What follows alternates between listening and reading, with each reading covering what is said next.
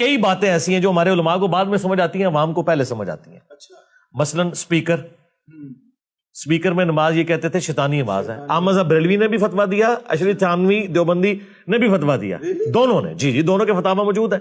الیاس قادری صاحب نے جو باپا جانی ہیں، انہوں نے جب دعوت اسلامی کے اجتماع میں سپیکر میں نماز شروع کروائی، سب سے بڑا ان پہ اعتراض یہ ہوا کہ آپ نے احمد بریلوی صاحب کے اپنے بزرگوں کے مسلک کو چھوڑ دیا. تو انہوں نے کہا نہیں، اس دور کی یہ ریکوائرمنٹ ہے، مجھے کرنا چاہیے. اچھا، تو یہ لرن کیا.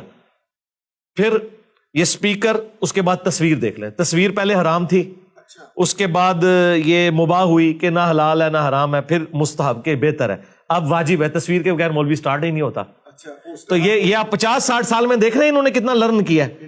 ہاں، تو پہلے تو یہ اس کو حرام کہتے تھے. ٹی وی اور ریڈیو کے حوالے سے بھی جی یہ کہتے تھے. خود الیاس قادری صاحب کہتے تھے کہ ایک اسلامی بہن کو نبی الاسلام خواب میں آئے کہ تم نے ٹی وی اپنے گھر سے نکالا ہے میرے دشمن کو، تو میں نے تمہیں اپنی زیارت کروائی ہے.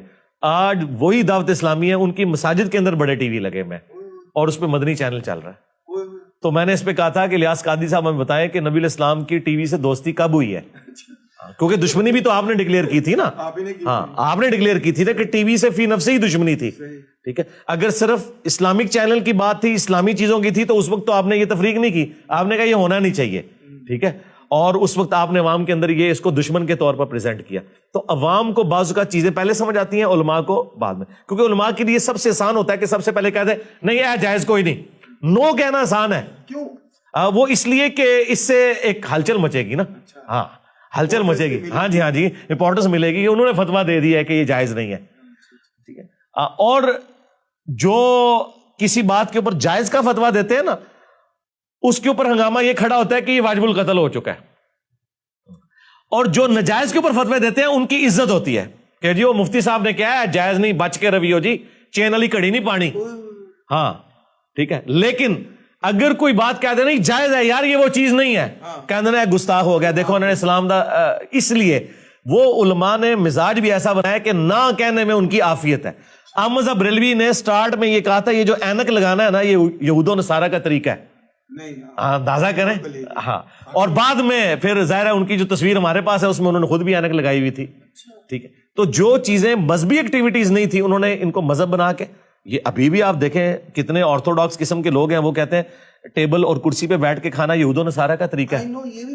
ہاں، ٹائی کو کہہ دیتے ہیں یہود و نصارہ کا طریقہ ہے. ہاں، تو پھر میں ان کو ان کی لینگویج میں جواب دیتا ہوں کہ یہ جو آپ کے ہاتھ میں 76 موبائل ہیں اتنے بڑے بڑے جو مریدوں کے پیسوں کے گفٹ ہیں، یہ یہود و نصارہ کا طریقہ نہیں ہے.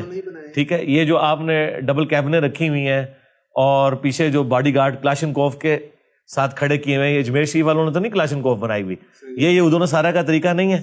ٹھیک ہے، تو ساری فیسلٹیز خود اویل کر رہے ہیں، ہمیں ان چکروں میں ڈالتے ہیں. وہ ہے مذہبی ایکٹیویٹی کو آپ نے فالو نہیں کرنا. باقی تو ساری چیزیں صحیح مسلم میں حدیث ہے، جس نے اسلام میں اچھا طریقہ جاری کیا اسے ثواب ملے گا، اور جس نے برا طریقہ جاری کیا اس پہ وبال ہوگا. تو یہ ایک حدیث ان پرنسپل ہے کہ آپ کوئی بھی اسلام میں اچھا طریقہ جاری کر سکتے ہیں. سب سے بڑا اچھا طریقہ یہ ہے کہ امام بخاری امام مسلم نے احادیث کو ریٹن فارم میں لے کے آئے. یہ کام حضرت ابو بکر عمر نے نہیں کیا، انہیں ٹائم ہی نہیں ملا. پلس وہ خود سراپا سنت تھے، لوگ ان کو دیکھ کے دین لرن کرتے تھے. لیکن جب ہم سٹیبل ہوئے ہیں تو ہمیں اندازہ ہوا کہ نہیں یار ریٹن ریکارڈ ہونا چاہیے. اب یہ ہے وہ چیز جو صحابہ تابعین نے نہیں کی اور امام بخاری امام مسلم نے کی ہے. یہ وہ تھک آؤٹ آف باکس ہے جو آپ کہہ رہے تھے نا کہ اس دور کے تقاضوں کو دیکھنا ہے. تو آج ہم نے اس میں ویلیو ایڈیشن دیکھی ہے کہ سعودی عرب نے باقاعدہ سافٹ ویئر مکتبۃ شاملہ بنا دیا ہے. وہ لاکھوں، ابھی یہ مولانا صاحب جو کہہ رہے تھے 25 لاکھ کی میں نے کتابیں خریدی ہیں. ہاں، وہ فری آ سکتی ہیں. تو یہ جو برکات ہیں یہ اس دور کی ہیں نا، اور صرف نہ آ سکتی ہیں بلکہ آپ حدیث کو سرچ کریں، ایک کلک کے اوپر سرچ ہو جائے گی. جو کئی دنوں میں لوگ کہتے تھے بڑے دن میں حدیث ڈھونڈی ہے، ایک کلک کے اوپر یوں آ جاتی ہے. جی ایسے مل جاتی.